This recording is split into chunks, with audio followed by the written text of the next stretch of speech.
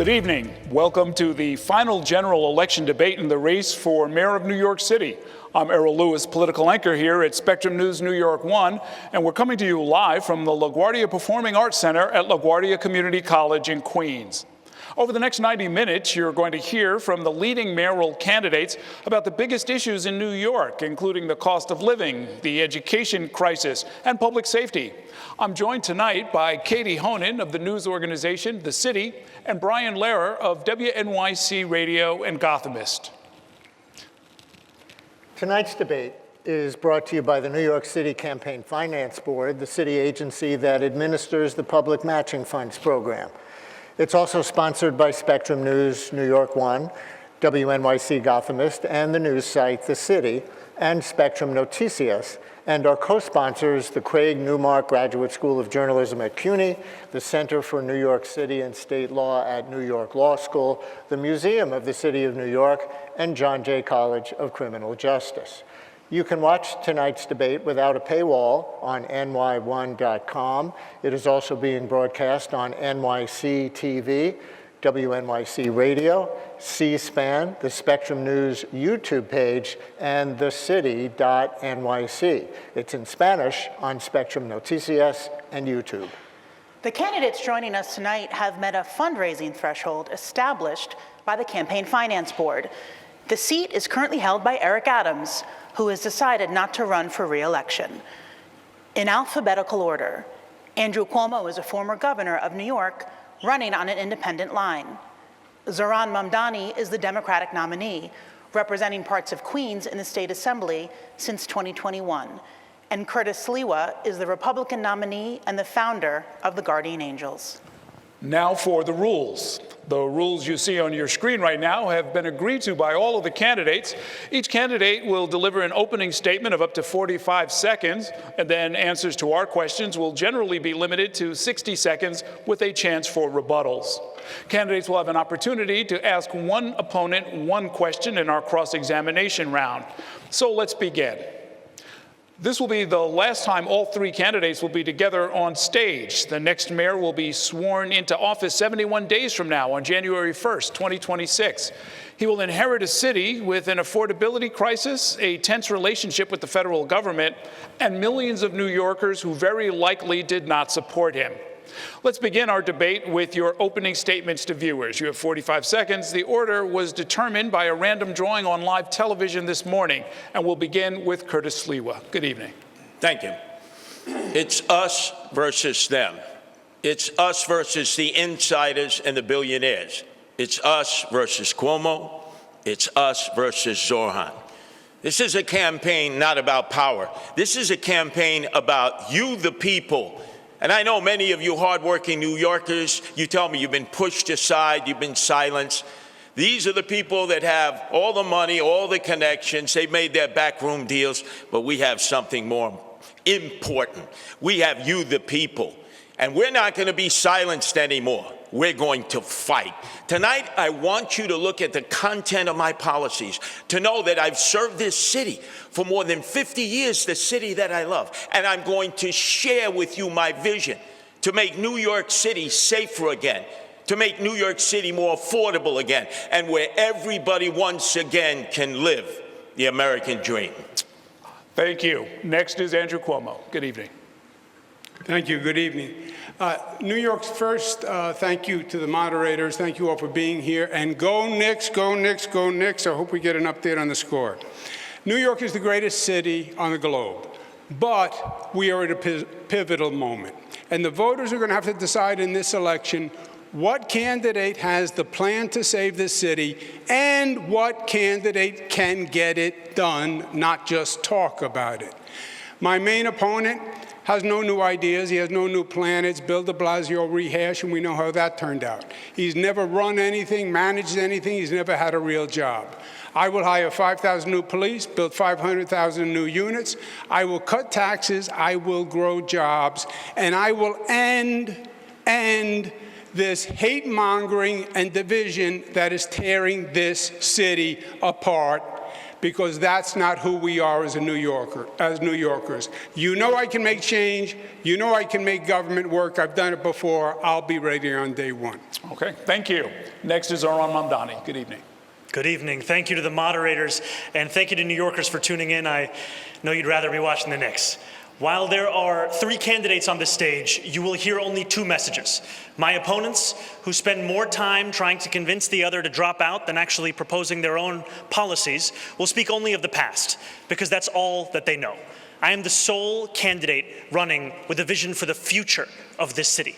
Andrew Cuomo will spend much of tonight attacking me. He is a desperate man, lashing out because he knows that the one thing he's always cared about, power, is now slipping away from him. He will amplify right-wing talking points, he will share conspiracy theories, and he will do these things to make you feel that this should keep you up at night. But I've been spending the last year listening to New Yorkers, and I know what actually keeps you up. It's whether or not you can afford to live a safe and dignified life in this city. I have plans for our future. My opponents only have fear. Thank you very much, candidates. Let's start tonight with some breaking news that happened yesterday afternoon when federal agents descended on Canal Street, arresting street vendors who have been selling counterfeit designer merchandise for as long as any of us can remember. This is the first time we've seen major federal law enforcement activity in the city outside of arrests at Immigration Court in Lower Manhattan.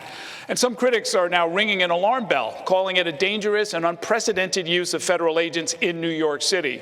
Others say that the vendors were a major quality of life problem in the neighborhood that the NYPD had ignored. So the candidate, I'll ask each of you to respond to this. How should the mayor and the NYPD have handled both the presence of the street vendors and then the federal action? We'll start with you, Mr. Cuomo. I've had a lot of dealings with President Trump. And there's only one way to deal with him. He puts his finger in your chest, and you have to put your finger right back in his chest. I've actually had this situation with ICE interfering in New York before. It was upstate New York where ICE just showed up and started to take action. And I called the president, and I went down to the White House, and I said, that doesn't work in New York. You don't send ICE in without coordinating with our police. It's not smart, it's duplicative, and it's dangerous. We don't need ICE to do quality of life crimes. We don't need them to worry about illegal vendors. That's a basic policing function for NYPD, Consumer Affairs, etc. I would have called the president, and I would have said, look, you're way out of bounds, they're way out of bounds. Call them back, or I'm going to have the NYPD step in and stop them, because this is not their jurisdiction. You're in the city of New York. Okay. Mr. Mamdani. ICE is a reckless entity that cares little for the law and even less for the people that they're supposed to serve. What we need to be doing here in our city is to end the chapter of collaboration between City Hall and the federal government, which we've seen under Mayor Adams. What we need to do is actually pass the street vending reform bills that have been in the city council, some of which that this mayor has actually overridden. That's an example of how we can both protect street vendors, ensure quality of life, and leave no stone unturned in delivering for the people of this city, as opposed to working with a president who is looking to declare war on those same people. Mr. Sliwa. Unlike both of my adversaries, I've patrolled that area many times, Church and Canal. And as you said, Errol, that activity has been going on for a long time. Selling the knockoff, sometimes stolen contraband by a series of people. The local 5th Precinct, they make arrests when they have obviously cause to do so, and they complain that they have to release them because of no cash bail, of which both of my adversaries are in favor of and I'm not. The feds should not have stepped into this situation. There is not communication between the local authorities and the feds. This is a matter that should have been left up to the NYPD. But we can't tolerate citizens attacking our federal law enforcement forces in the street because then that will just lead to anarchy. Let me ask a related question. President Trump has been commenting on this race and all of you on a regular basis. He's been less than glowing when talking about each of you, especially you, Mr. Mamdani. I'd like you each to describe whatever combination of defiance, diplomacy, and cooperation you will use as mayor if President Trump continues to increase the federal government's role in the affairs of our city while also threatening to decrease funding. Start with you this time, Mr. Sliwa. Well, both my adversaries adversaries have decided to bump chests with President Trump to prove who's more macho. You can't beat Trump. He holds most of the cards. He's already cut federal funding for Medicaid, for the SNAP program, and it's threatened to cut funds for NYCHA. So if you're all of a sudden going to get adversarial, you're going to lose. And who gets hurt? The people of New York City. With Trump, it's always the art of the deal. You have to go, you have to try to negotiate, whether it's with his minions or himself. He'll want you to give in order to get a little bit. But if you immediately act like you're going to take him on, like, you know, it's going to be a one-on-one fight, we're going to lose. All the people in New York City are going to lose. You have to be able to show respect. And I think if you show respect, you'll get respect, and you'll protect the New Yorkers who are so desperately in need of federal funds. What's the good of it? They'll bump chests with Donald Trump. They won't get the money, and then they'll blame Donald Trump. I will negotiate with Donald Trump and try to get the best deal possible for our poor and indigent citizens. Okay, Mr. Cuomo. Yeah, the difference on this question is I've actually lived it, and I've done it with President Trump over many years through the most difficult situation that this country has gone through, COVID plus. You're wrong. You're going to have to confront President Trump. He is hyper-aggressive, and he is going to overstep his bounds. And you are going to have to confront him. And you can beat him. I confronted him, and I have beaten him. He was going to quarantine New York during COVID, and I stopped him. He was going to cut aid to federal programs, and I stopped him. But you also want to be in a place where you can cooperate on good things, because we need federal help if we're going to save our city and rebuild our city. President Trump has to respect you. He sent the National Guard into 20 cities. City he didn't send it into? New York. Because I talked to him and I said, we don't need you here.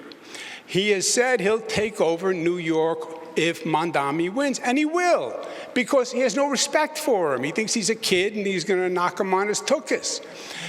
So it is a balance, but you're going to have to be adversarial when you need to, but you want to cooperate to get good things done in this city, and you need federal help. Mamdani. We first just heard from the Republican candidate for mayor, and then we heard from Donald Trump's puppet himself, Andrew Cuomo.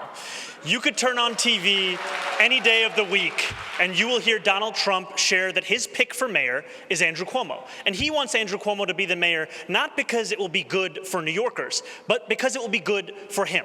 Look, Donald Trump ran on 3 promises. He ran on creating the single largest deportation force in American history. He ran on going after his political enemies, and he ran on lowering the cost of living. If he wants to talk to me about the 3rd piece of that agenda, I will always be ready and willing. But if he wants to talk about how to pursue the 1st and 2nd piece of that agenda at the expense of New Yorkers, I will fight him every single step of the way.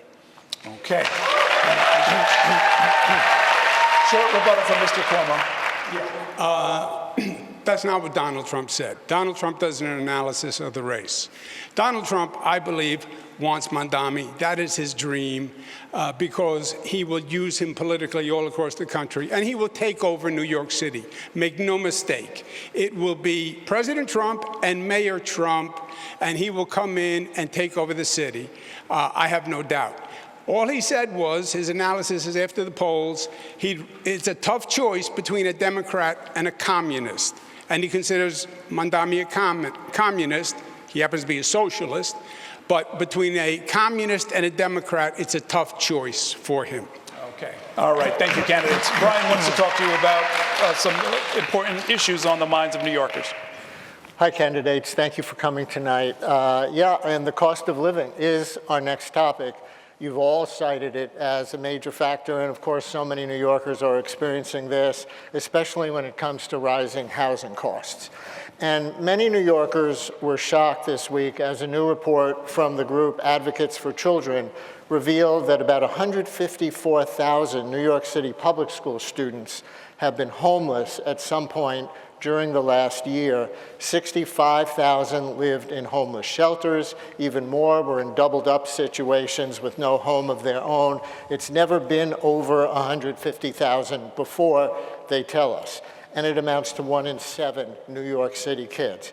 As mayor, How would each of you tackle this problem to help this vulnerable population? And in this round, we're going to go Mr. Mamdani, Mr. Cuomo, Mr. Sliwa. So Mr. Mamdani, you go first. This is a stain on our city. To see this many children in our public school system be homeless, and to know that this is the 9th consecutive year that it's more than 100,000 of those children.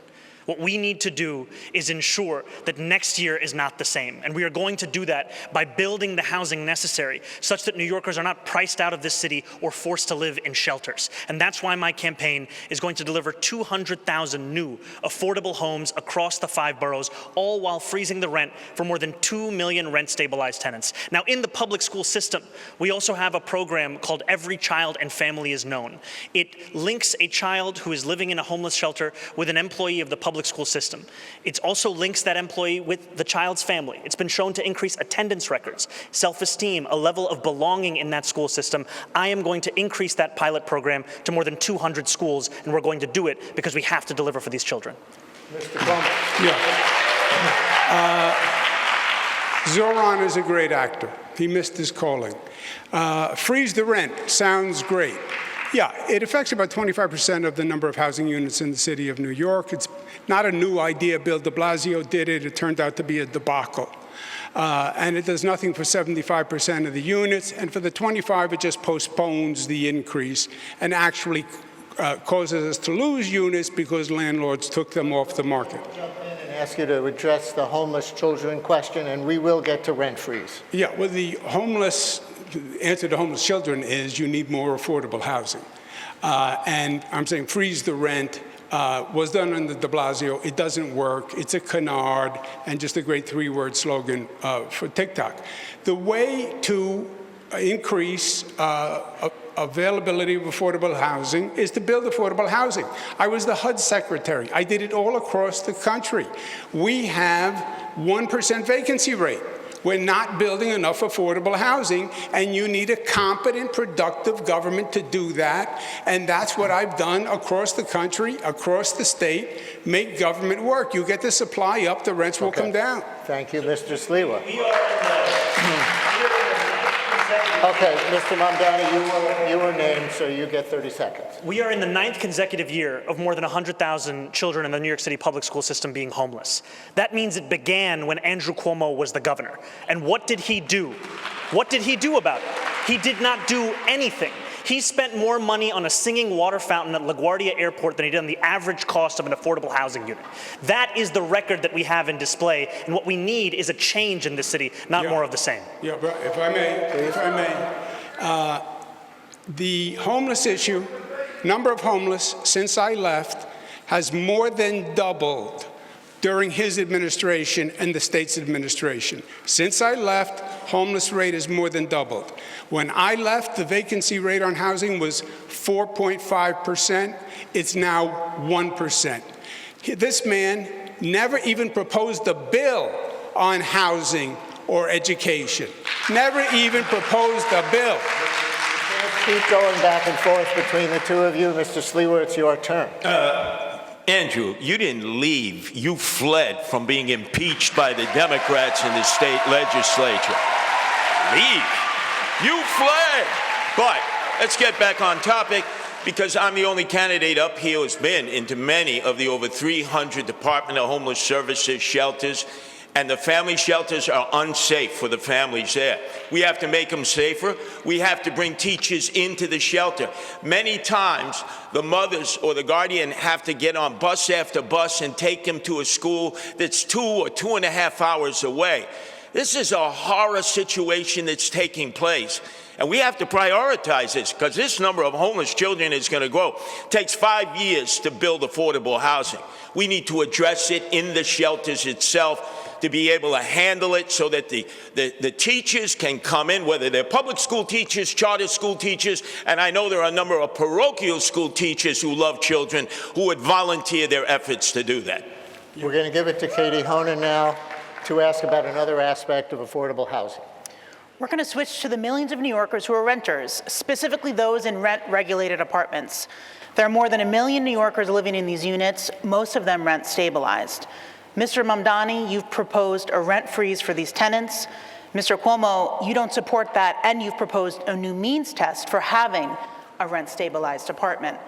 Mr. Mamdani, our question: how can you know in advance what the balance between landlord needs and tenant needs will be in future years? We've seen a lot of inflation in recent years. Haven't small landlords felt that pinch as well? And then we have other questions for the other candidates. You know, we've seen time and again mayors use their power with the Rent Guidelines Board to hike the rent on those same more than 2 million New Yorkers.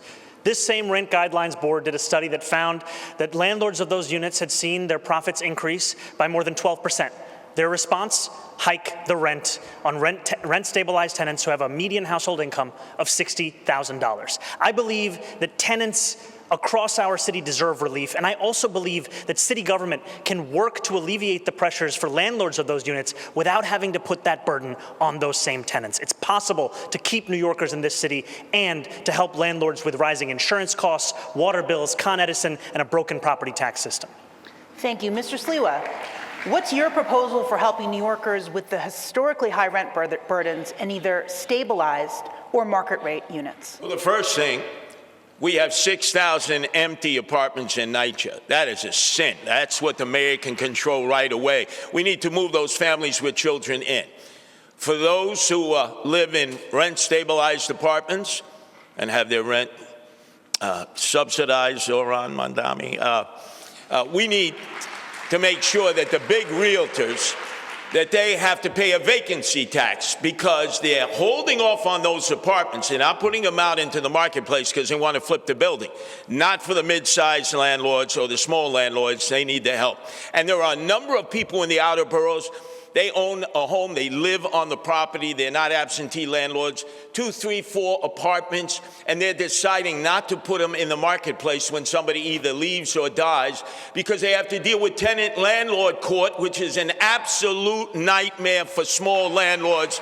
We got to make sure it's a fair playing field so that the tenants are protected, but the landlords are protected so they're not stuck with squatters for 4, 5, or 6 years, which destroys their equity and forces them to leave. Thank you. Mr. Cuomo, you signed a law in 2019 repealing a means test to live in a rent-stabilized apartment. What's your position now, and what changed in that? The 2019 law was added tenant protections that had never been added before, and protections against tenant evictions. But to answer your question, you cannot, Zohran said, the tenant doesn't have to pay more rent, but we're going to cover the landlord's costs. No, you can't do both, and that's not what happened. We did freeze the rent with de Blasio. We lost units because the landlords took them off the market because you weren't covering their costs. The reason the Rent Guidelines Board went up after the freeze was because you had to make up for all the backlog of costs. And this, I'm going to freeze the rent. And people think it applies to all of them. No, just the 25% of units that are rent stabilized. And by the way, it's all BS because the mayor doesn't have the power to do it anyway. The Rent Guidelines Board does, and he doesn't control the Rent Guidelines Board. So nothing is going to happen. It's all this. It's just more political blather. Mr. Mamdani, you can respond. You know, if you want a candidate for mayor who tells you everything that he cannot do, then Andrew Cuomo should be your choice. If you want a candidate for mayor who will use every tool at their disposal, including the 9 appointees at the Rent Guidelines Board, all of whom are appointed by the mayor, then I am the candidate for you. We have to go to Errol, sir. I'm sorry, you weren't named, so I'm sorry. We're going to go to Errol, talk about development. My name was invoked. Can I get the rebuttal? Quickly. Okay, quickly. The mayor doesn't appoint the Rent Guidelines Board. He's wrong. They are appointed to a term, and they're on holdovers. And when the term is over, you can appoint. But it takes a number of years to get control. Okay, understood. Candidates, right now we are just blocks away from the site of the Long Island City rezoning plan, which has been under consideration for a decade at this point, and in its latest version would create 15,000 new apartments. That plan, like the recently passed City of Yes 5-borough rezoning reflects a reality that hundreds of thousands of units, as many as 1 million new units, will be needed in New York City over the next 10 years. What is your plan to get new units built quickly? And the order of this will be Mr. Cuomo, then Mr. Sliwa, then Mr. Mamdani. Yeah, Sliwa said before it takes 5 years to build affordable housing. No, it doesn't. No, it shouldn't. That's an incompetent government. You can actually get competent government and well-managed government. I built LaGuardia Airport, even though he doesn't like it, in 4 years, okay? So don't tell me it takes 5 years to build a housing unit. You have to redo HPD, you have to change the entire organizational structure, you have the zoning, but you have to start hundreds, if not thousands, of sites simultaneously. Private sector developers, partner with not-for-profits, partner with CDCs, use city-owned sites, use air rights, make a deal with the unions. But this has to be the #1 priority. The way I did 2nd Avenue Subway or the Mario Cuomo Bridge or the Kosciuszko Bridge, this project is thousands of housing developments being accelerated, expedited, facilitated at one time. And we need 500,000 units. That's the way you're going to make New York City affordable and still allow the talent to come here. Okay, Mr. Sliwa. I'm the only candidate here on the stage who is opposed to the city of yes. Both my adversaries are for it. Make sure on Election Day when you turn over your ballot and you have the initiatives, you vote no. And you know how oftentimes I've been accused, how are you going to work with the Democratic-controlled city council? I, Adrian Adams, and the predominant Democrats, including many of them very liberal and progressive, believe no to yes. I have a simple plan. It takes a year. We have 25 Empire State buildings that would be empty and just have office space. It'll never be used because business doesn't operate the way it used to. Retrofit them to affordable apartments. Most are in Manhattan. The infrastructure is there. You set up a partnership with developers. It'll put men and women to work, and you'll get your affordable apartments a lot quicker and not be a burden to the outer boroughs and the residential communities because you're in the back pockets, Andrew, of the developers who wine-dined and pocket-lined you. Let me ask you a follow-up on that, Mr. Sliwa. Do you think each elected city council member should have basically veto power over whether or not housing gets built in their district? Absolutely. Local control. Community boards should have their say. What happened to zoning? We throw it out. Eric Adams.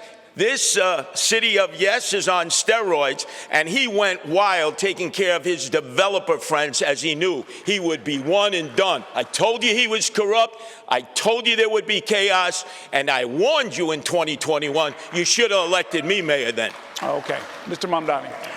We need to build more housing all across New York City. Today, New York City builds about 4 houses for 1,000 people. Jersey City's at 7. Tokyo is at about 10. We need to do this by streamlining the processes of private sector construction across the city, by ensuring we're building more around hubs of mass transit. And we also need to ensure that the public sector is building truly affordable housing. And what I mean by truly affordable is housing that is built with the median household income in mind, which is $70,000 for a family of 4. And that's why my administration will do exactly that, scaling up programs we already had in HPD, like senior affordable rental apartments, SARA, like Ella, extremely low-level affordability. These are the kinds of programs that will deliver a city that New Yorkers can actually afford. There was reference to the 3 housing-related charter amendment questions. I know Mr. Cuomo is on the record as saying he favors them. We just heard Mr. Sliwa say that he's against them. Where do you stand on those? I'm appreciative that those measures will be on the ballot and that New Yorkers will be able to cast their votes for them. I know that we desperately need to build more housing in this city, and I also know that the jobs we create in the building of that housing should be good jobs as well. What a political answer. What is your opinion, Zohran? Yes or no? Come on. Yes or no? What is your opinion? Yes or no, Zohran? Truth. Don't be a politician here. I got it. They're pointing out what I was about to Please answer the question. No, I think on the stage you can see two people appealing for the No, no, no, Republican no. Party's Don't votes, you and answer. myself. Answer the question. Hold on. Answer the question for once. My question to you was, do you support the 3 ballot amendment questions? I have not yet taken a position on those ballot amendment questions. Oh, what a shocker. All right. What a shocker. We're gonna Don't move worry, on. once he takes it, he'll change it anyway. We're going to move it on. We're going to move on. The candidates, the rhetoric on the campaign trail has become more heated in recent weeks. We have reached a point where 2 of the candidates on stage here tonight have armed security. I would like to spend a few minutes to see if we can dial down the rhetoric. Mr. Mamdani, some Jewish New Yorkers continue to say that your comments on Israel and the war in Gaza leave them feeling unsafe and concerned about their future in our city. Recently, several prominent New York rabbis took the unusual step of denouncing your candidacy, including the rabbi of the Park Avenue Synagogue in Manhattan and Rabbi Michael Miller, the longtime leader of the Jewish Community Relations Council, who is a friend to many of us. Do you have any regrets about how you've dealt with these issues? And will your longstanding views on the subject get in the way of your ability to be an effective mayor? I look forward to being a mayor for every single person that calls this city home. Not just those who voted for me in the Democratic primary, not just those that vote for me in this general election, but all 8.5 million New Yorkers. And that includes Jewish New Yorkers who may have concerns or opposition to the positions that I've shared about Israel and Palestine. You know, just a few weeks ago, I was on the M57, the slowest bus in New York City. And as I was seated there was a speech therapist who was sitting next to me. She told me that she was Jewish. She said that her daughter was a huge fan, but that she was not yet decided on who she was going to vote for. And she shared to me about her fears in this city, about rising anti-Semitism. And I told her what I will tell New Yorkers today, which is that I will be the mayor who doesn't just protect Jewish New Yorkers, but also celebrates and cherishes them, who doesn't just increase funding to hate crime prevention programs by 800%, who doesn't just ensure that the NYPD are outside of synagogues and temples on the high holy days, but also actually delivers on the implementation of the Hidden Voices curriculum in our school system, so that children in this city learn about the beauty and the breadth of the Jewish experience right here in the 5 boroughs. Okay, I've got a different. Yeah, but can I just comment on that, please? You know, not everything is a TikTok video. You're the savior of the Jewish people. You won't denounce, globalize the Intifada, which means kill Jews. There's unprecedented fear in New York. It was not several rabbis, Errol. It was 650 rabbis who signed the letter, not several. Let me ask you a related question, Mr. Cuomo. Many New Yorkers have serious grievances with Israel and the way the Israeli government under Benjamin Netanyahu has conducted the war in Gaza and expanded settlements in the West Bank.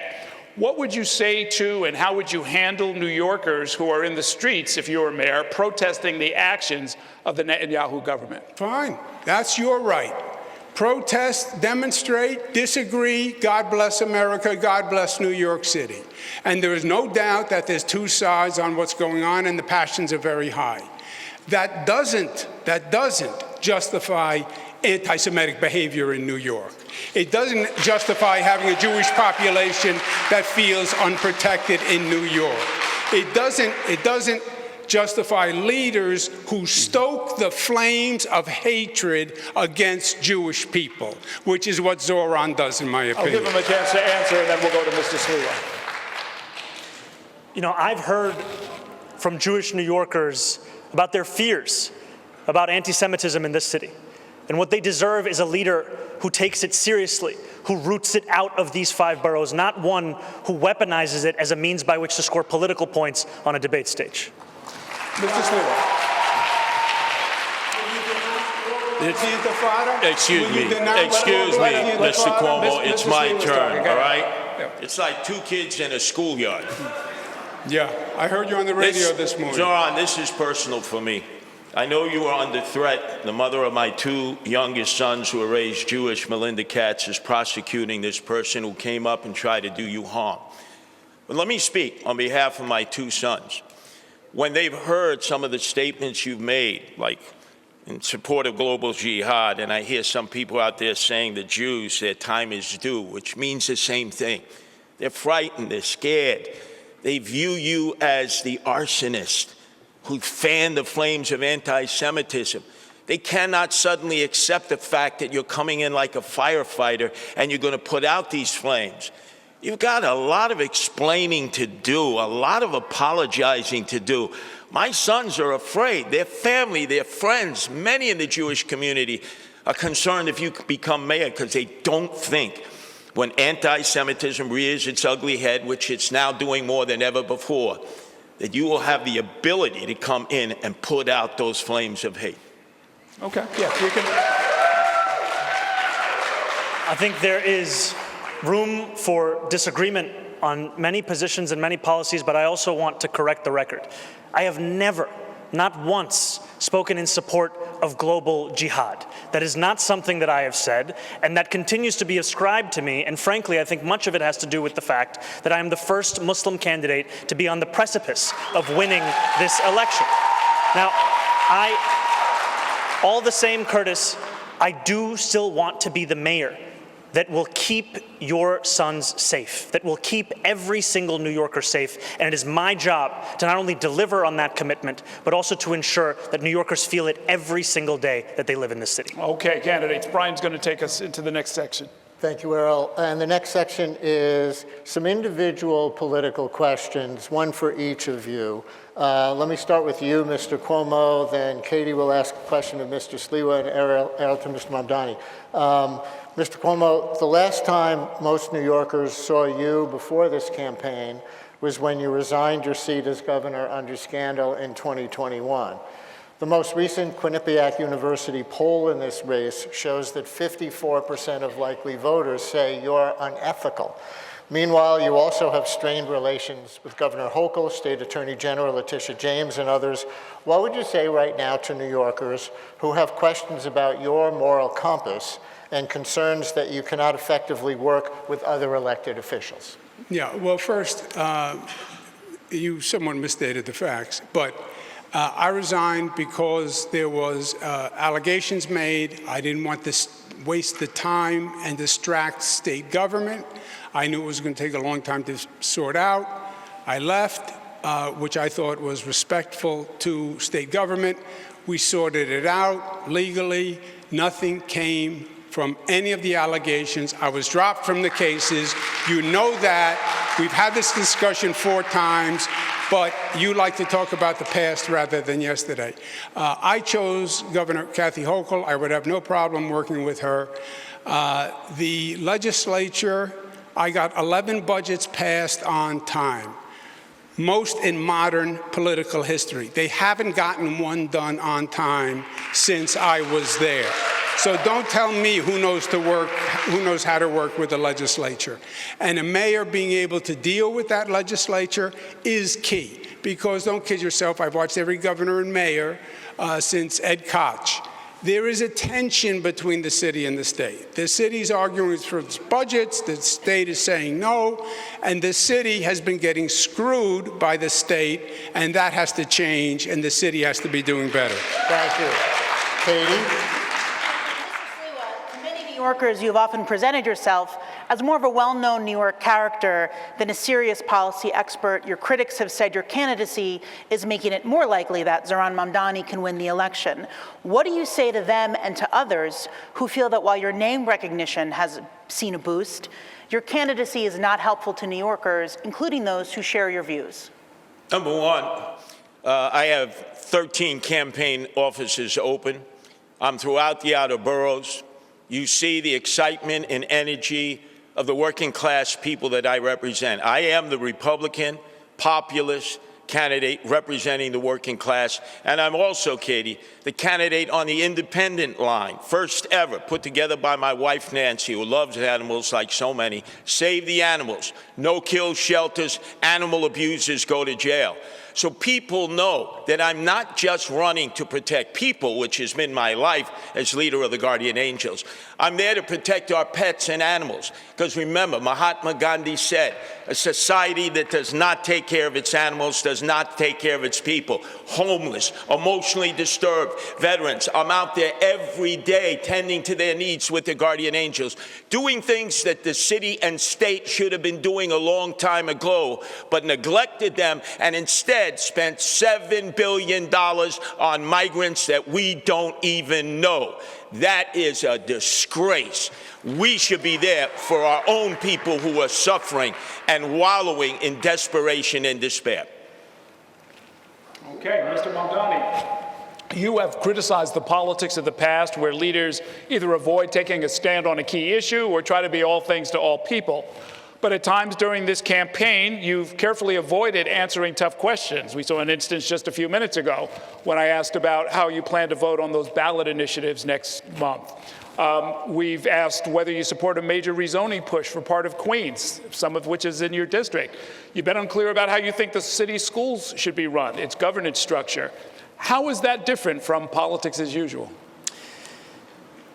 When it comes to our schools, I believe that every single child deserves to have an excellent public education. And we have not seen that under the stewardship of those schools with this mayoral administration. We have not seen it because we are not fully funding those schools. We are not on track to comply with the class size mandates of those schools. We are not even on track to ensure greater literacy levels across those schools, despite the strides that have been taken with NYC REITs. When it comes to rezoning, I've been very clear that I will always celebrate the addition of additional housing units across the city. I also believe that Gantry State Park and Queensbridge Park should be one contiguous park. Those are things that one can believe at the same time. And my critiques of the politics of the past is right here on this stage. You can see in Andrew Cuomo someone who had 10 years to deliver on so much of what he's spoken about. He says that taking 5 years to build affordable housing is the sign of an incompetent government. By his own words, that means he must have led an incompetent government. That is what we are seeing because that is the record that is actually on offer. Yeah, go ahead. I understand my friend doesn't really understand government. The governor doesn't build housing in New York City. Not if it's you. No, legally, there are jurisdictions. The governor doesn't pick up trash. He doesn't run the fire department. That's what the mayor does. The mayor builds housing. The state allocates funding for localities. And I allocated more funding for housing than any governor in the history of the state of New York. All right? I did things. You have never had a job. You've never accomplished anything. There's no reason to believe you have any merit or qualification for 8.5 million lives. You don't know how to run a government. You don't know how to handle an emergency. And you've literally never proposed a bill on anything that you're now talking about in your campaign. You had the worst attendance record in the assembly. And you gave yourselves the highest raise in the United States of America. You went from $110,000 to $140,000, and then you never showed up for work and you missed 80% of the votes. Shame on you. Shame on you. No, it is always a pleasure to hear Andrew Cuomo create his own facts at every debate stage. Yeah. We just had a former governor say in his own words that the city has been getting screwed by the state. Who was leading the state?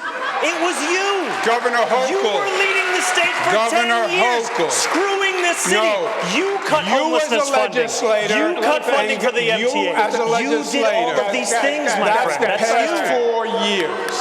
It's the past 4 years. Okay, guys, I didn't want to have to do this, but you understand how this works. You can't talk over each other. Nothing works if you do that. I believe we've heard your response. I wanted to give you a quick word, and then we're going to move on. I heard the both of them, again, fighting like kids in the schoolyard. Zohran, your resume could fit on a cocktail napkin. And Andrew, your failures could fill a public school library in New York City. Okay. Go ahead, Katie. We're going to move now to public safety. And there was some breaking news from the New York Times that you, Mr. Mamdani, would ask Police Commissioner Jessica Tisch to stay on as police commissioner if you are indeed mayor. I wanted to confirm if that was true. And for Mr. Cuomo and Mr. Sliwa, would you ask the current police commissioner to stay on if you were elected. So Mr. Mamdani, we'll start with you. Yes, I can confirm that reporting. My administration will be relentless in its pursuit of safety and affordability for every New Yorker. And the delivery of that will require us to put together a team of the best and the brightest. Eric Adams stacked the upper echelons of the NYPD with corruption and incompetence. Commissioner Tisch took on a broken status quo, started to deliver accountability, rooting out corruption, and reducing crime across the 5 boroughs. I've said time and again that my litmus test for that position will be excellence, and the alignment will be of that position. And I am confident that under a Mamdani administration, we will continue to deliver on that same mission and do so while creating the Department of Community Safety to ensure that mental health experts were the ones responding to the mental health crisis. Because safety and justice is at the cornerstone of our pursuit of public safety, and in doing so, we will also be able to deliver our agenda for affordability. Thank you. And very briefly, quickly, Mr. Sliwa and Mr. Cuomo, would you ask Commissioner Tisch to stay on if you were elected mayor? Yes, I would, for stability. But then again, I don't think she would serve with either Cuomo or Zohran, because she has railed against no cash bail. Cuomo, the architect of no cash bail; Zohran, the apprentice of no cash bail. That's why criminals are running in the street. And Mr. Cuomo, would you ask her to stay on? I would ask her to stay on. I don't believe Zohran when he says he would ask her to stay on. The DSA's position, his position has been to defund, disband the police. She wouldn't take that. His current position, today's position, was freeze the budget. That would cause a reduction in police. She has called for more police. I've called for more police. Mayor Adams has called for more police. So their philosophies are totally incongruous.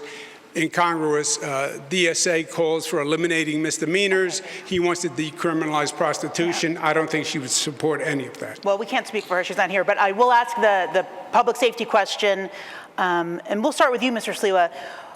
The issues of crime and disorder on the streets. The NYPD says the crime is going down in all major categories, most major categories, but to New Yorkers, they're still concerned with disorder and their own unique perception of crime. Do you think addressing quality of life concerns helps prevent more serious crimes? And how would you deploy the city's police force to deal with those serious violent crimes and also quality of life offenses like disorderly conduct and retail theft? Mr. Sliwa. First off, I've been in all 350 neighborhoods. I'm the only candidate that's on the subway each and every day. I've yet to hear from one New Yorker who said they feel safer either in the subways or the streets. And Eric Adams constantly heckling at us like it's the perception. No, it's the reality of crime. We need 7,000 police officers. We are badly understaffed.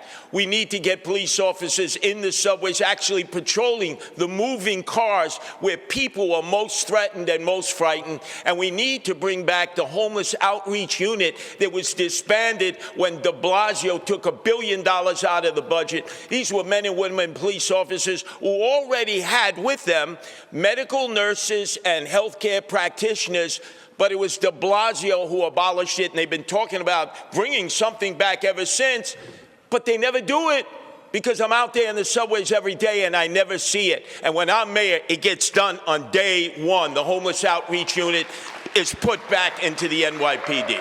Thank you. Mr. Mamdani. You know, when I hear from New Yorkers of where they feel least safe, they will often tell me the subway system. And when they explain those moments to me, what they are often explaining is a mental health crisis in our city and a crisis of homelessness that has only continued to grow.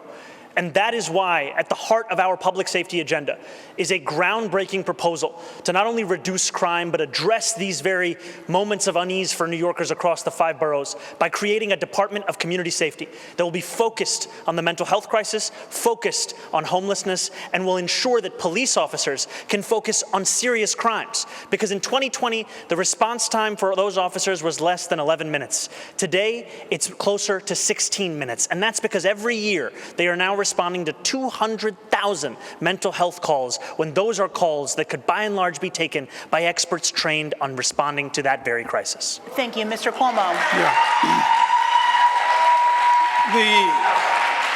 The answer is always a new government agency.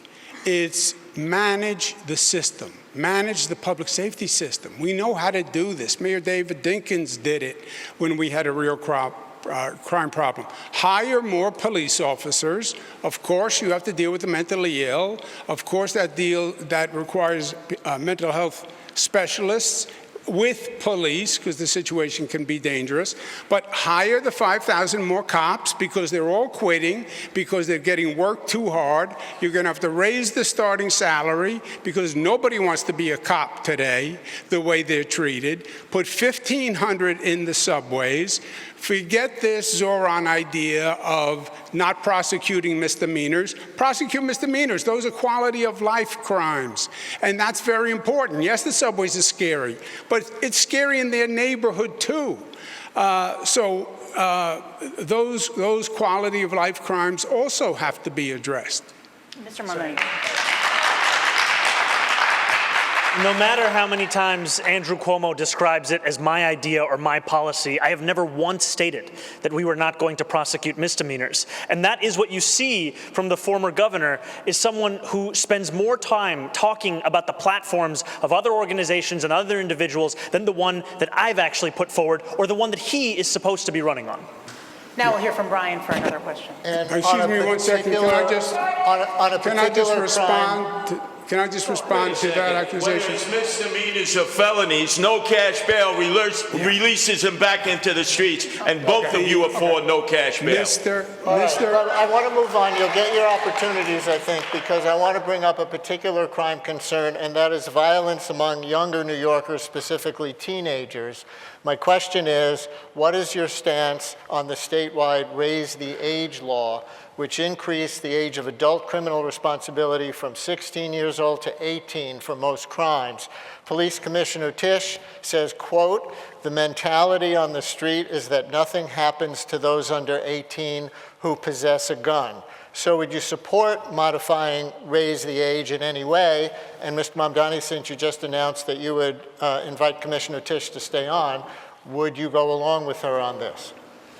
I would not support changes to the state's legislation, and I would not support them because the major issue with the implementation of that legislation has been the fact that there is hundreds of millions of dollars that was supposed to be delivered alongside that law that is still languishing in Albany. And I am excited to be the next mayor of the city, to finally fight for the money that this city is owed, to ensure that we deliver it to our young people across the 5 boroughs. Mr. Cuomo. What I was referring to before is Zohran is a member of the DSA, Democratic Socialists of America. They have a charter. He gives them 3% of his salary. He has said multiple times, "I am a DSA member, I pledge allegiance." They say abolish jails, defund police, don't enforce misdemeanors. Go to my website, andrewcuomo.com. It's right on the front page. Now, is he lying to the DSA? Is he lying to New Yorkers? Is he lying to everybody? Who knows? On the Raise the Age, I passed the law. I support the law. We were one of only 2 states that put 16 and 17-year-olds in adult prisons. It was inhumane. It was cruel and unusual, and I'm proud of that law. It's administered by local governments. Some are doing it better than others. If Zohran thought that there was money locked up in Albany, maybe he should have gone to Albany and proposed a bill to release it. Support keeping the law. Mr. Sliwa. Once again, the architect of Raise the Age, Governor Cuomo, the apprentice to him, Zohran. It's personal for me. My oldest son, Anthony, last October, was the victim of a vicious gang assault that could have killed him. And what happened to these juveniles? Cut free, because they went to family court, not criminal court. So how can both of you look at me? I almost lost my oldest son to gang violence, and the perpetrators went to family court and got a little pat on the wrist and were sent home to do it again and again. No. We need to start charging juveniles who commit violent crime in criminal court, and I'll appoint criminal court judges who follow the law and don't just release them because of no cash bail. Clear difference between you on that. Ms. Errol, you pick it up. Okay, candidates, I've got individual questions for you, and we're going to try and pick up the pace a little bit here. I'd like you to really just explain kind of where you're coming from. Mr. Mamdani, you've called for reorganizing the NYPD to create this Department of Community Safety that, among other things, would handle calls involving people in mental health distress. Your opponents have disparaged this as sending social workers rather than cops into dangerous situations like domestic violence disputes. Explain really what you have in mind, and please include any evidence that this approach would work. Absolutely. What my opponents are clinging to is the past, because that's all that they know. What I am proposing is something that will address the needs of New Yorkers in the present. We speak and hear from New Yorkers across the 5 boroughs who outline how the mental health crisis is one of the major challenges in this city. And yet what we have in our city is asking those same police officers who are being asked to respond to shootings, respond to murders, to also respond to these calls. I trust the dispatchers who would be receiving these calls to make the determination as to whether there was any indication of violence. If there is no indication of a threat of violence, then we would set the mental health experts and providers to respond to those same incidents. The reason I believe in the efficacy of this approach is because of the fact that it has been delivered elsewhere in the country. So no matter how often you hear those on this stage tell you that something cannot be done, know that there are others in this same country who have seen it, and it is time for that same policy to come to New York City. Okay, Mr. Sliwa and Mr. Cuomo, I have a similar question for both of you. The department currently fields about 33,000 officers, down from 37,000 in 2018.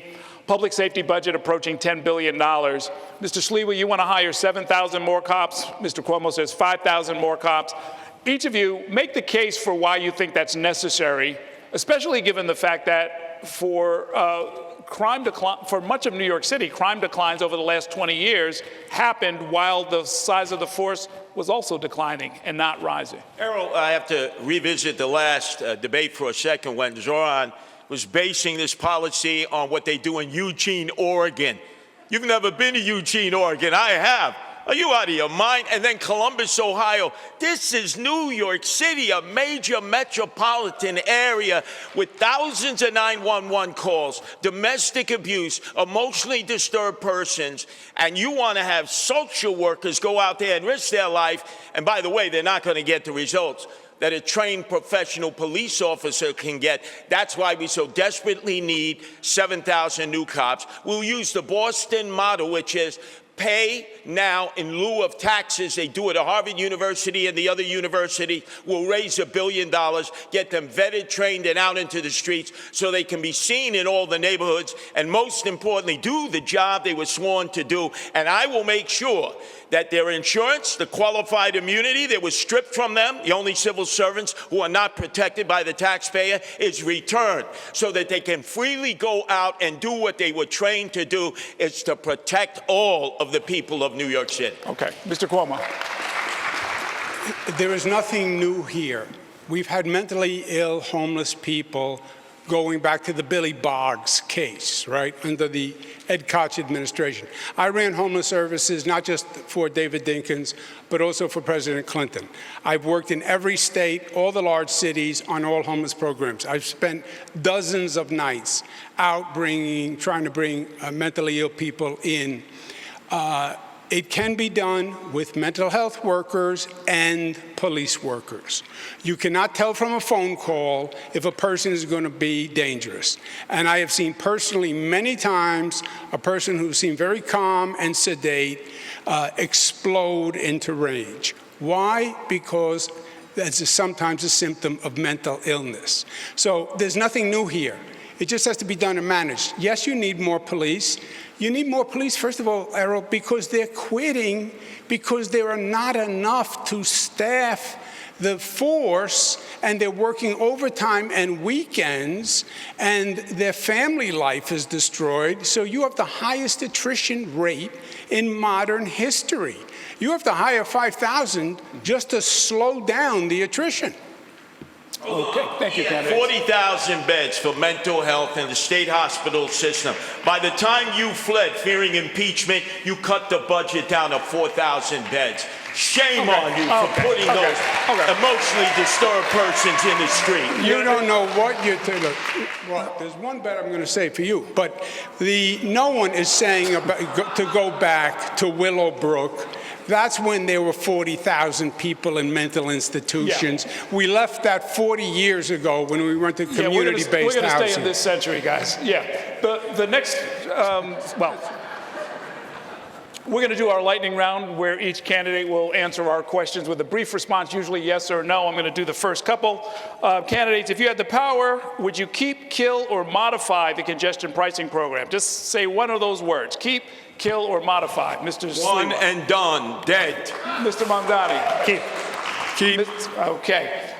Would you expand, decrease, or keep the same number of so-called safe injection sites for drug users in the city? Mr. Mamdani.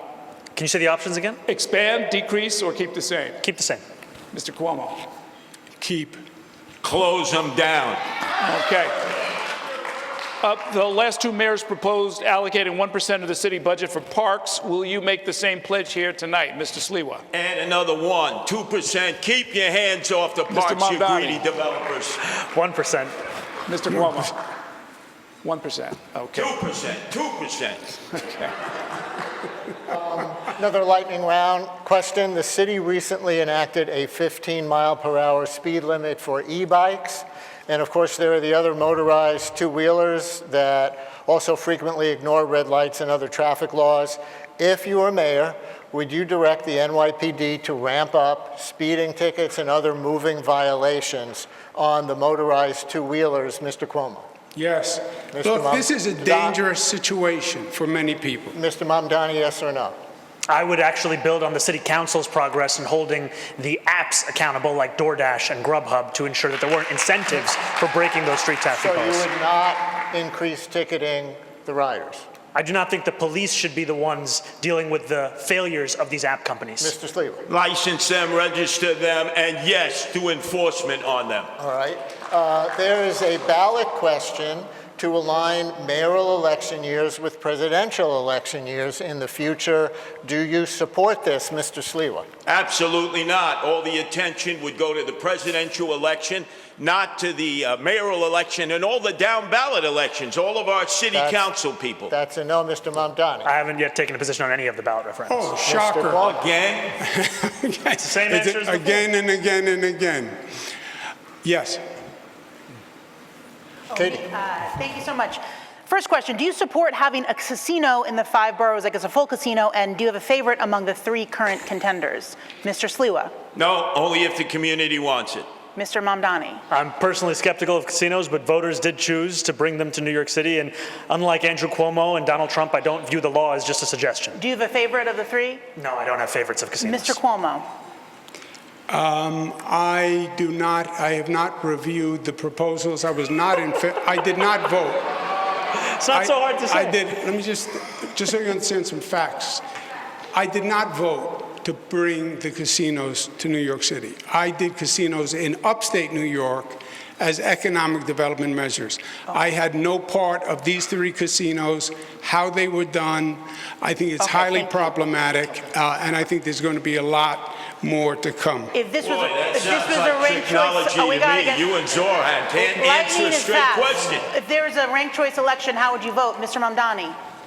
If there was a ranked choice election, In this, you'd have to rank these. myself number 1 and Curtis number 2. Mr. Sliwa. Oh, please don't be glazing me here, Zohran. Are you kidding? Mr. Sliwa, do you have an I answer? support ranked choice voting, but I'd only vote for myself. Mr. Cuomo. I love that Zohran and Curtis ticket idea. I don't know, I'm just enamored with it. I would just rank myself. Would any of you accept Mayor Adams' endorsement? Mr. Mamdani. No. Mr. Cuomo. Yes, I would. Mr. Sliwa. Absolutely not. Put that crook in jail where he belongs. And final, a fun one. Be careful. Be What is- careful. What is your favorite live music venue in New York City, Mr. Sliwa? Oh, chain smokers. Under EDM. Under the K Bridge, I presume. That's right, the Live- Kosciuszko Bridge. Mr. Mamdani. Forest Hill Stadium. Mr. Cuomo. Under the Kosciuszko Bridge. Have you seen a show under the K Bridge? Who'd you see? No, I picked up my daughters at a show there. That's as close as I got. Candidates, it's time for the cross-examination round. That's where each candidate gets a chance to ask one question of one rival. The order was selected at random. We're going to begin with Curtis Sliwa. Zohran, you talk about free, free, free. But we know that somebody's got to pay for it, and that's you, the taxpayers. and that's going to lead to bankruptcy. The only reason that Zohran is on the stage is because of the failed Governor Cuomo, who was rejected by the Democrats in the primary and rejected by 13 women who charged you with sexual harassment. Do you ever know that no means no? You know what no means? Your question is to Mr. Mamdani? Cuomo. Who was your question Well, we to? can bifurcate it, right? No. You can't. Who was your question It's to Cuomo. Okay. Your response, Mr. Cuomo. I'm not sure what the man said, but the situation, my legal situation, as we discussed before, was fully litigated. I was dropped from the cases. If anyone has a legal situation to talk about, I think it's Mr. Sliwa, who runs the Guardian Angels, and apparently as a charitable donation, but never filed any tax returns for the Guardian Angels, and has been accepting charitable donations, which is just a crime and tax fraud. So I think that's the person who I was explaining to do. Okay. Your turn to ask a question, Mr. Cuomo. To Zohran, I believe, as we've stated, that you have been a divisive force in New York, and I believe that's toxic energy for New York. It's with the Jewish community, it's with the Italian-American community when you give the Columbus statue the finger, it's with the Sunni Muslims when you say decriminalize prostitution, which is haram, it's the Hindus, but then you take a picture with Rebecca Kadaga, Deputy Prime Minister of Uganda. You take a picture with your father, you're smiling, he's smiling. She's known as Rebecca Gay Killer Kadaga. Question. You're a citizen of Uganda. You took the picture, you said you didn't know who she was, it turns out you did. How do you not renounce your citizenship or demand BDS against Uganda for imprisoning people who are gay just by their sexual orientation? Isn't that a basic violation of human rights? I think he gets the question. My politics is consistent, and my politics is built on a belief in human rights for all people. And that extends to queer and trans New Yorkers, and it extends to queer and trans Ugandans. And had I known that the first deputy minister was the architect of that legislation, I would not have taken that photo. And yet I also know that this constant attempt to smear and slander me is an attempt to also distract from the fact that, unlike myself, you do not actually have a platform or a set of policies to protect those same New Yorkers here. All you have are the insults that you have lobbed at every single opportunity you have. Yeah. Okay. First, no, that's it. Cross-examination is just a question and answer. Your turn to ask a question. Mr. Cuomo, in 2021, 13 different women who worked in your administration credibly accused you of sexual harassment. Since then, you have spent more than $20 million in taxpayer funds to defend yourself, all while describing these allegations as entirely political. You have even gone so far as to legally go after these women. One of those women, Charlotte Bennett, is here in the audience this evening. You sought to access her private gynecological records. She cannot speak up for herself because you lodged a defamation case against her. I, however, can speak. What do you say to the 13 women that you sexually harassed?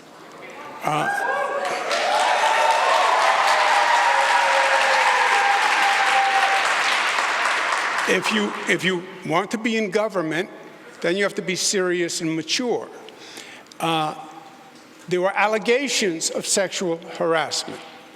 They were then went to 5 district attorneys, fully litigated for 4 years. The cases were dropped, right? You know that as a fact. So everything you just said was a misstatement, which we're accustomed to from you. Stated was a misstatement? Yes, because the cases were dropped. That's what happened. And my question to you, you still didn't answer, why won't you say BDS against Uganda for saying gays should be imprisoned for being gay? Okay. You have no problem with BDS against Israel, but no BDS for Uganda. This is just one question, one answer. We all heard it. Thank you very much, candidates. Brian. Our next topic is education. The next mayor will oversee the largest school system in the United States, as you know, with roughly 900,000 students, thousands of schools, and billions of dollars in budget. We have an education question for each of you. Mr. Mamdani, you said you would give up mayoral control of schools and share decision-making with various stakeholders. But in the last debate, you said you're still for mayoral accountability for educational outcomes. This has confused some people about how you can give up final authority but still hold yourself accountable. Can you try to clarify that? I remain opposed to mayoral control, and I also believe that the mayor is accountable for that which happens in this city. I will not shirk that accountability, even when we are putting together a system that has greater involvement for parents, for educators, for students. Look, 1 in 300 Americans is a student in the New York City public school system. This is a system where we are failing to deliver excellence to students, to teachers, to parents, and it is time to have a mayor who understands not only the crisis in front of us, but the fact that we have to change our ways if we want to change our results. And that is what we are running on, a plan for the future, not to simply relitigate the past. Mr. Sliwa, you recently proposed reducing the education budget by $10 billion, or about 25%, to help pay for tax cuts.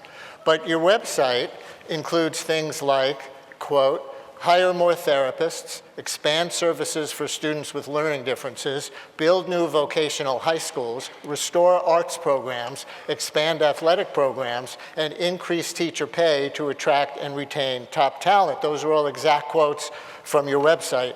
How do you defund the education department by 25% to cut taxes, add in the Trump administration's various cuts, and do all those expansions at the same time? Well, let me tell you, you have a bureaucracy at the Tweed Courthouse, perfect place to house the Department of Education because of the corruption in the top ranks. You have 13 deputy chancellors, you have about 50 department heads.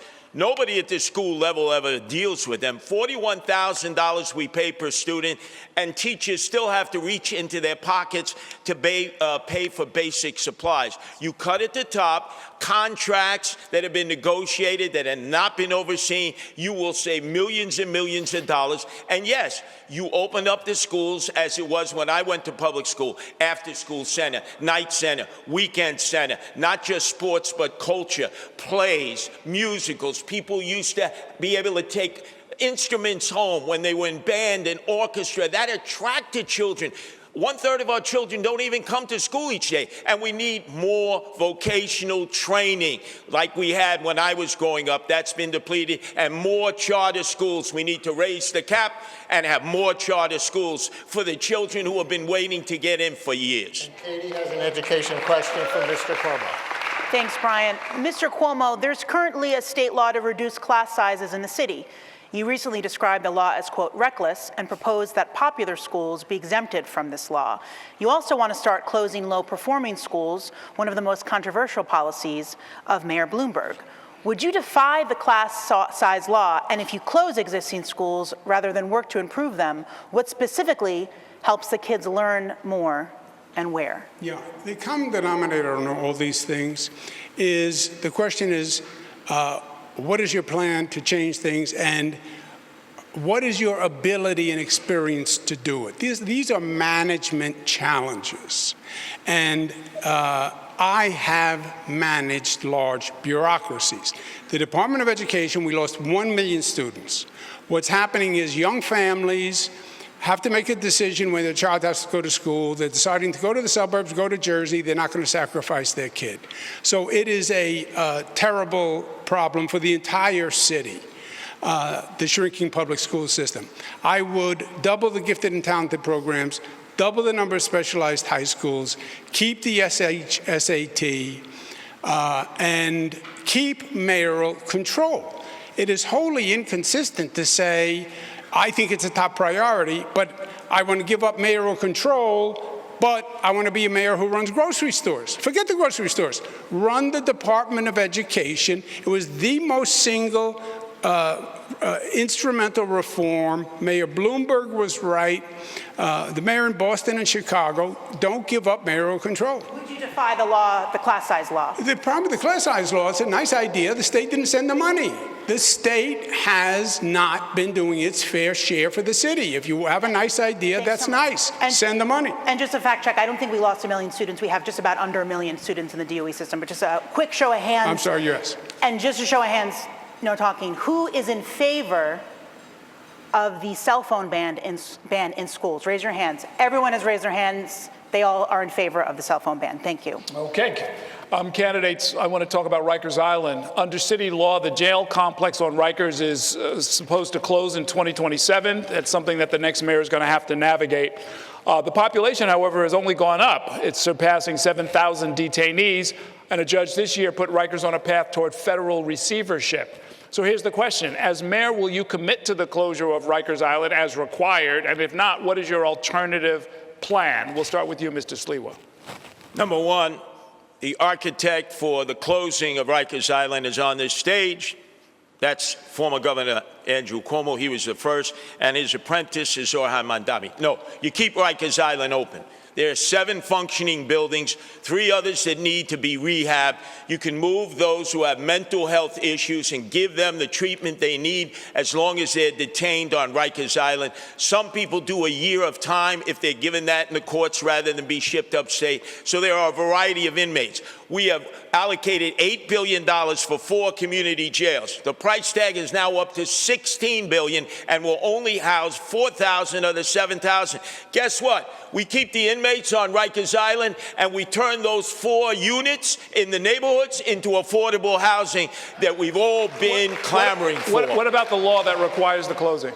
Oh, you go into court, you fight, fight, fight. You fight for the taxpayers and you fight to keep inmates on Rikers Island so that we don't just have to lock up toothpaste in New York City, but we lock up inmates. Mr. Cuomo. Zohran has said he'd honor the law closing Rikers in 2027. You can't. You can't. Unless you intend to release all the people on Rikers Island, which is the Democratic Socialist policy. The county jails are not going to be built. It was a mistake. The whole plan was a mistake. They are years late, billions over budget. I would say scrap the county jails, build new jails on Rikers Island, provide ferry and bus transportation for people from the other boroughs to visit on Rikers Island, and then use the existing 4 sites for commercial residential. But you cannot close Rikers on 2027 because there's no place to put the people unless you're going to release 7,000 people. Well, you're familiar with the idea that a law is passed, it's supposed to be followed, even if it's difficult, even if the timeline is screwed up, even if the money's not there. Yeah, so then, which is Zohran's position, then you're saying release the 7,000 people. And I'm saying I'm not going to release 7,000 criminals into New York City. Yeah. Mr. Mamdani. There is no one on this stage that is saying that. Yet Andrew Cuomo will repeat it again and again. What I have said time and again, I'll repeat it again, is that yes, we have to close Rikers Island. Rikers Island is a stain on the history of this city. And that this current administration has made it nearly impossible to do so by the stipulated timeline. So what I will do is everything in my power to try and meet that deadline, knowing that Eric Adams has made it so difficult because he's had no interest in actually following through on it. And as much as you will hear about experience and running a government, what Andrew Cuomo doesn't seem to understand is the city has already entered into contracts for these borough-based jails, and to end those contracts would be to incur massive fiscal penalties, but that's not something that he seems to care about, even as he speaks about the fiscal stewardship of this city. If I may, You want to talk to me about running government or managing projects? I built the 2nd Avenue subway. I built the Mario Cuomo Bridge, the largest infrastructure project in the United States of America, $5 billion, on time, on budget. 2nd Avenue subway, Moynihan Train Hall. Of course there's costs incurred. The question is going to be, how much more does it cost to finish the jail, and are you better off cutting your losses? That's the question in the discussion, and you sit down with the contractor and you negotiate. But your position of, I'm going to close it on 2027, the question is yes or no. Do you close it in 2027? You still haven't answered. You will hear from Andrew Cuomo about his experience as if the issue is that we don't know about it. The issue is that we have all experienced your experience. The issue is that we experienced you taking a $5 million book deal while you sent seniors to their deaths in nursing homes. The issue is that we experienced you cutting funding for the MTA to send money to upstate ski resorts. The issue is that we saw you give $959 million in tax breaks to Elon Musk. The issue is your experience. No, the only thing, the issue is you have no experience. You've accomplished nothing. You haven't proposed the bill on anything, and you still haven't said if you close Rikers in 2027. Stop. I got the answer to the questions I was asking. Thanks very much. Let's move on. My next question is about another law that's already on the books. The city has a climate law, Local Law 97, that will require a large percentage of the buildings in the city to reduce greenhouse gas emissions by 40% by 2030 or face financial penalties. As you know, some co-ops, condos, and landlords are afraid of crushing expenses, but buildings account for 70% of the city's climate pollution emissions, so reduction would need to include that sector. You all have taken different positions on this. I want our viewers and listeners to hear each of you, starting with Mr. Cuomo in this case. Would you abide by and make others abide by Local Law 97 as it stands? As it stands,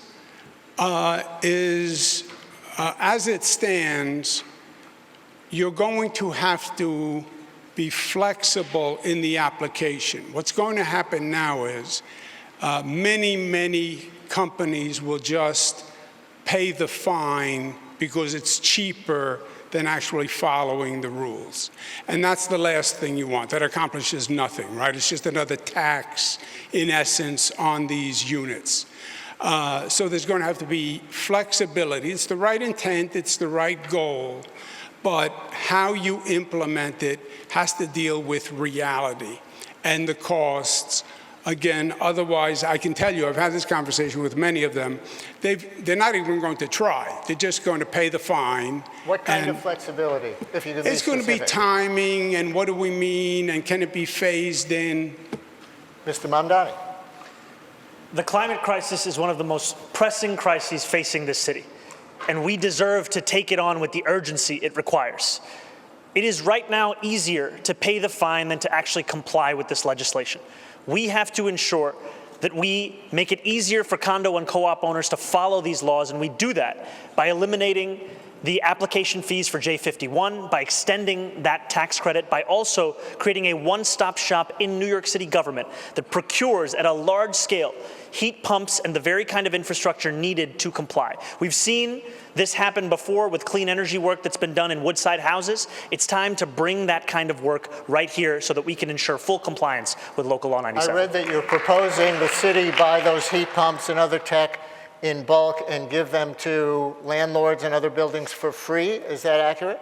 No, it's to actually ensure that they can afford the cost of these things by purchasing using an economy of scale. Thank you. Mr. Sliwa. I'm the only one on this stage totally opposed to Local 97. 100,000 condo and co-op owners. Their maintenance fees will go up 30%. They won't have enough reserve fees. You're going to see massive flight from the co-ops and condos. Now, they want to electrify everything. Well, there's a man on the stage who took Indian Point offline. That was 25% of our electrical output. We haven't been able to meet the need since. And as a result, they're now starting to build, because of the city of yes that I'm opposed, these lithium-ion battery warehouses. Where? Staten Island 38, Brooklyn 12. 8 in Queens, 4 in the Bronx, and none in Manhattan? Oh, no. They're going to electrify, and they don't have the electrical output. So I say no to Local 97. And when I'm mayor, I tell all my commissioners, throw a monkey wrench into the process. We slow it down because we want these condo owners and co-op owners to stay. Mr. Cuomo, you were name checked on Indian Point? I think I was. Indian Point was a danger. It was the nuclear power plant most closely located to the densest population. There was no nuclear plant on the globe that close to a city. There were 20 million people in what was called the kill zone. Before I became Attorney General, there had been a number of lawsuits to stop it. What we did is we brought cables down from upstate New York down the Hudson River. We have nuclear upstate. We're in rural areas to bring that nuclear power down the cables, and then on that basis substitute for Indian Point's power. Yes or no? Electricity rates are too high to pay because of you, Andrew Cuomo. Just yes or Yeah, no? like you Would know any what you're of you talking about. support new nuclear power plants to help bring down the rising cost of utilities in New York State? Just yes or no, Mr. Sliwa? Upstate, they're already starting, yes. Mr. Mamdani? I think it's something worth exploring. Mr. Cuomo? Is that a yes? Yeah. Oh, yes. Katie? We're going to move on now to the economy. Ms. Mamdani, you're proposing to raise the city's minimum wage to $30 an hour by 2030. How would you get the state legislature to go along with your plan? And do you think it's realistic to feel that a small business owner would have to pay every employee this amount, especially when the city currently doesn't mandate that figure for its own public employees? And I have separate questions for Mr. Sliwa and Mr. Cuomo. So this would be something where the city would have to start doing so as well, because any law that we want New Yorkers to follow, the city should be following it itself. And the reason that we put forward $30 by 2030 is that that's the minimum that a New Yorker needs to be paid to be able to afford to live in this city. And what we are looking at right now is the possibility of the place that we know and love becoming a museum of where working class people used to be able to live.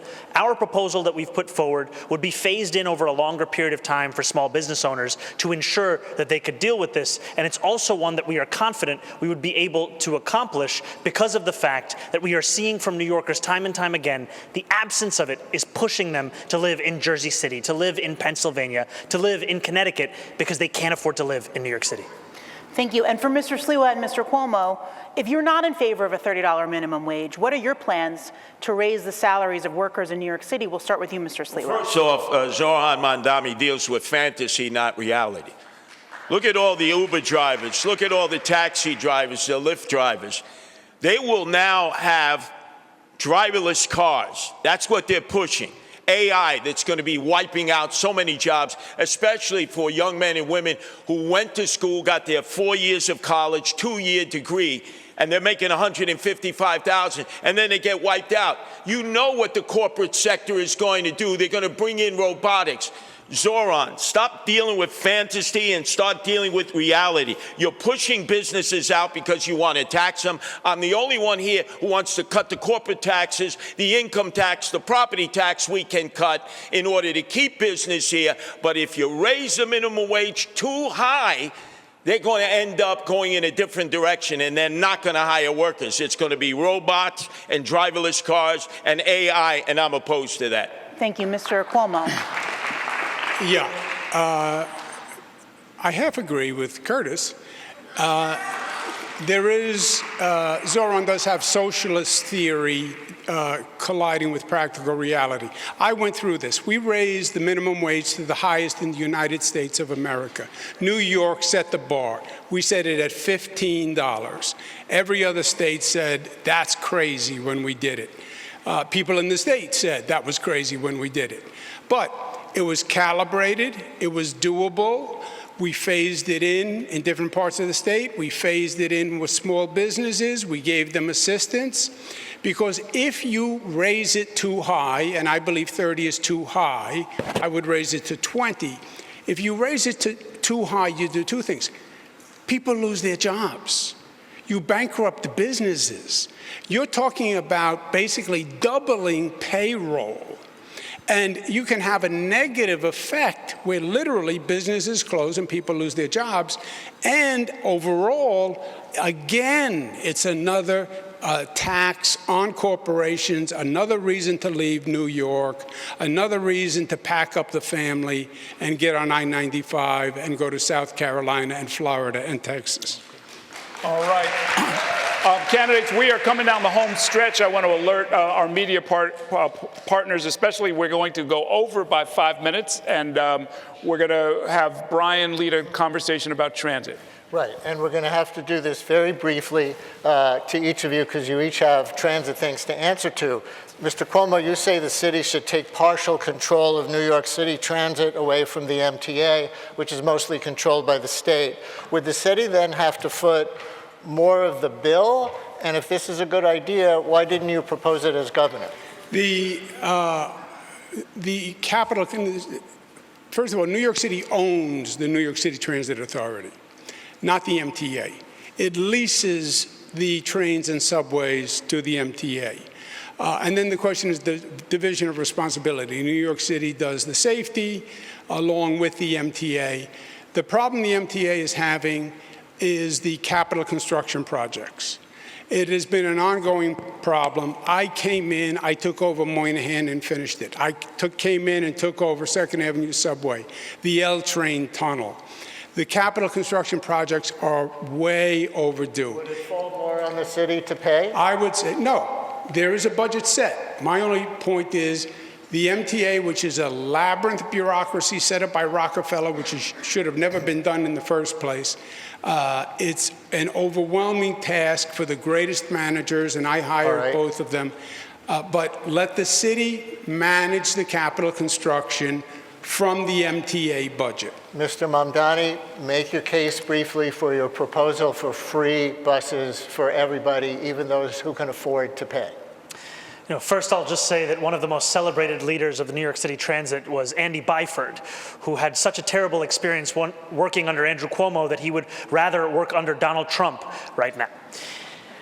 The proposal that we have put forward addresses the fact that today, in the wealthiest city, in the wealthiest country in the history of the world, 1 in 5 New Yorkers cannot afford the bus fare. It would cost $700 million a year to make the slowest buses in the country fast and free. And by doing so, we would generate more than double in economic revenue for New Yorkers across the city. It would be something that would reduce assaults on bus drivers, it would increase ridership on those buses, and it would actually have environmental impacts as fewer New Yorkers would drive their own car or take a taxi and would instead get on the bus. And I know all of this because I delivered it as a state assembly member who won the first free buses in New York City's history. And Mr. Sliwa, your website, according to my reading, has a section on transit safety, but nothing on transit service. Do you have any core proposals for improving it? Oh, sure. First off, Zohran, I get a good belly laugh. Zohran, bro. Oh, all right. I'll keep practicing. I got you. I get a good belly laugh every time I hear you say free fare in the subways. Half the people don't pay anyway. How about fair enforcement? I'm the only one who says we have all kinds of fare programs for the indigent and the poor. But if you don't pay your fare, there needs to be enforcement. And by the way, I've taken the subway almost every day of my life since I was 5. The worst time was the summer of 2017, the summer of hell, Andrew Cuomo, right, when Curtis. you were running the subway system as the head of the MTA. I don't trust you with anything to do with mass transit. How would you make it better? Oh, very simply. Everybody pays their fare, enforcement, more cops in the subway system. And by the way, we can get more people to voluntarily actually sponsor their subway system stations, clean it up, and beautify them, and add some life so the community has input into the subway that they have to go through the sleaze and slime all the time. All right, candidates, we've got just a couple of minutes. Let's have another quick lightning round where each candidate will answer my questions with a quick response, usually yes or no. Name one person you'd like to see run for president in 2028, Mr. Sliwa. Wow, in 2028. Man, I'm dealing right now with 2025. Mr. Mamdani. My only focus is on November. Mr. Cuomo. I haven't thought it through. Okay. We have a city of hundreds of languages and cultures. Can you greet New Yorkers in a language other than your own? Mr. Cuomo. Ciao. Buenos dias. Ni hao, 我的朋友. Okay. Buona fortuna per 100 anni. Okay. Have you decided on a school's chancellor, Mr. Sliwa? Yes, I would ask Bob Holden, who's taught 40 years. He leads Democrats for Sliwa. Okay. Mr. Mamdani. No, I haven't decided on a chancellor as yet. Okay. Should people be arrested for the solicitation of sex, Mr. Sliwa? No, the Johns, yes, the pimps, the madams, and the absentee landlords. Okay. Mr. Mamdani. No. Mr. Cuomo. Zohran's decriminalization for prostitutes, Johns, and pimps would be a disaster on the quality of life in New York City. They should be arrested, you say? Should people be arrested for soliciting sex? It is a criminal offense. I would keep it as it is. Okay. Last question. Can you name one thing that New York got right during the COVID crisis? Mr. Sliwa. New York got right.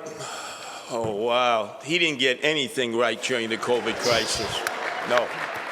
Mr. Mamdani. It only took me 15 minutes to get my vaccine shot when I went for that, and that was an efficient experience. Mr. Cuomo. Thank you for the compliment. That was a city-run vaccine. All right, No, gentlemen. it wasn't. Thanks so much, gentlemen. That is going to do still have to learn it some. for this debate. I would like to thank the candidates and our partners and all of you at home. If you missed any part of this debate, you can watch it in its entirety at ny1.com and the Spectrum News YouTube channel. Early voting is set to begin across the 5 boroughs on Saturday, with several other races on the ballot as well, including city controller, public advocate, the 5 borough presidents and members of the city council, as well as 6 ballot initiatives. There's some district attorney races as well. Election day is November 4th. Thank you all for watching. Have a great evening.